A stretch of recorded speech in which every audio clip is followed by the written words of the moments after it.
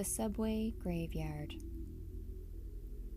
I first saw the stranger on a frigid November night, his silhouette stark against the dim streetlights.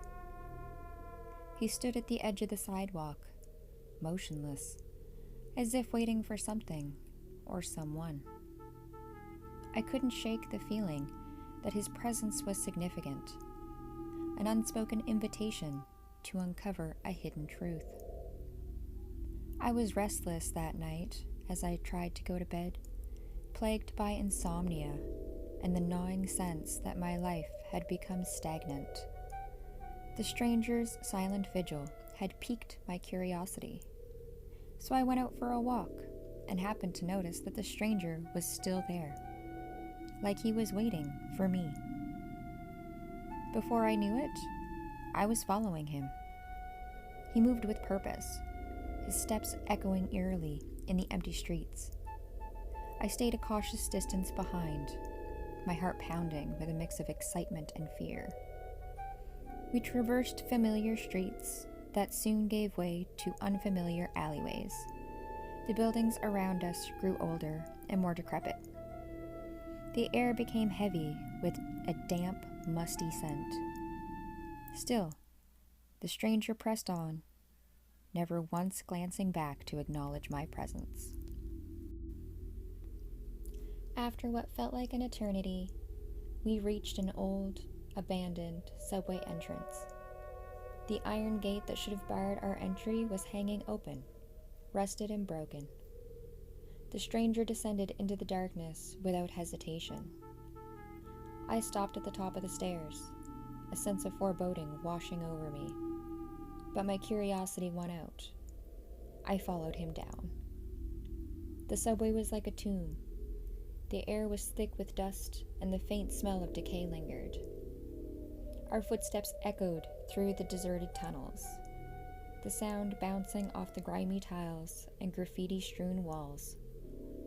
The stranger led me deeper and deeper into a labyrinth-like network of passages. Eventually, we emerged into a vast open space that took my breath away. It was an abandoned subway graveyard, an enormous underground cavern filled with skeletal remains of rusted train cars. Some were toppled over, others stacked haphazardly.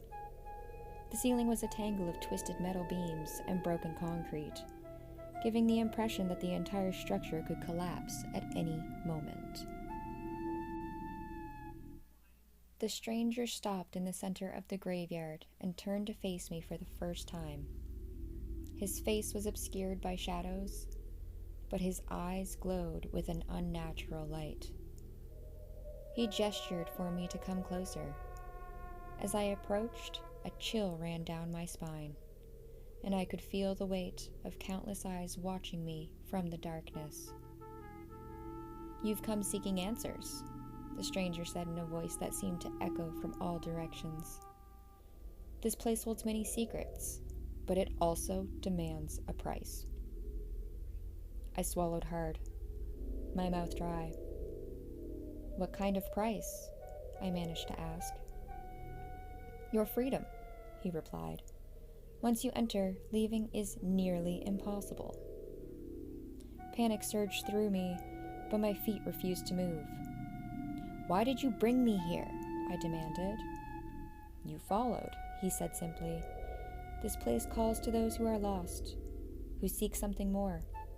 But it is a trap, a prison for the curious and the restless." I tried to back away, but my surroundings seemed to shift, the exits vanishing as if swallowed by the darkness. The stranger watched me with those glowing eyes, a cruel smile playing on his lips. "You can't leave until you understand the true nature of this place," he said, "until you accept your fate." Desperation clawed at me as I turned and ran, weaving through the maze of broken train cars and twisted metal. The sound of my frantic breaths echoing in the cavernous space, mingling with the distant whispers of unseen entities. Every path I took seemed to loop back to the center of the graveyard, where the stranger waited. Hours, or perhaps days, passed in a blur of panic and exhaustion. The graveyard seemed to stretch on forever, an endless purgatory with no escape. I collapsed to the ground, my body trembling with fatigue and despair. The stranger appeared before me once more, his eyes glowing brighter than ever.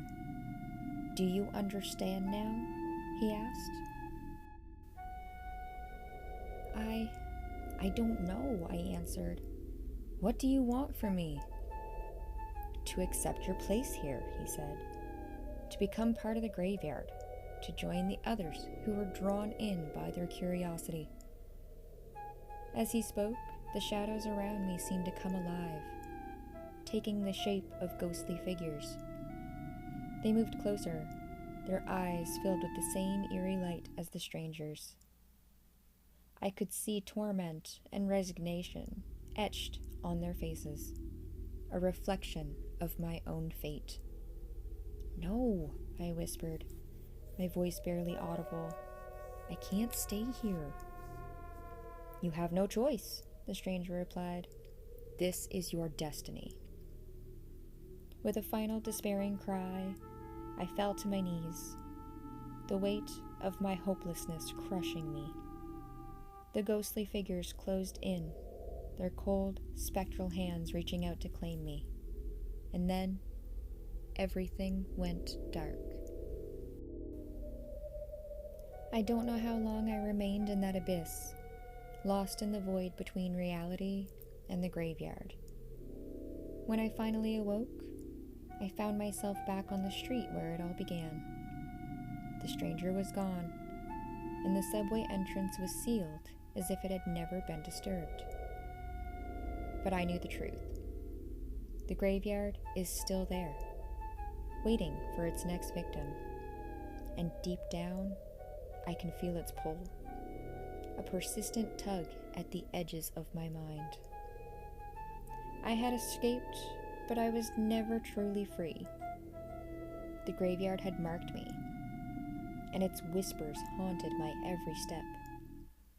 I tried to resume my life, but the memories of that night lingered like a dark cloud casting a shadow over everything I did.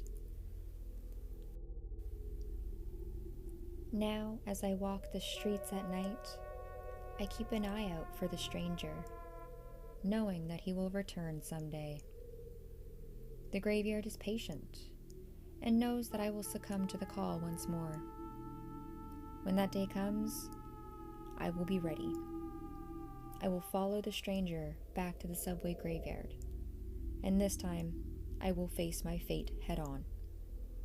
For I have learned some mysteries are better left unsolved, and some places are better left undisturbed. Until then, I remain a prisoner of my own curiosity, haunted by the shadows of the graveyard and the knowledge that true escape is an illusion. If you ever encounter a stranger waiting at the side of the road, and it feels like they are waiting for you, trust that gut instinct and don't follow. For if you do, you may become trapped by the subway graveyard, just like me. Thank you for joining me for another 10-minute Tales. I hope you enjoyed my creepypasta type story. If you have any suggestions, please let me know in the comments down below. The story will also be posted over on my subreddit, r/NightmareKrys. Link is in the description down below as well. As always, please like and subscribe. New videos will be posted every Friday. And thanks so much for joining. See you next time.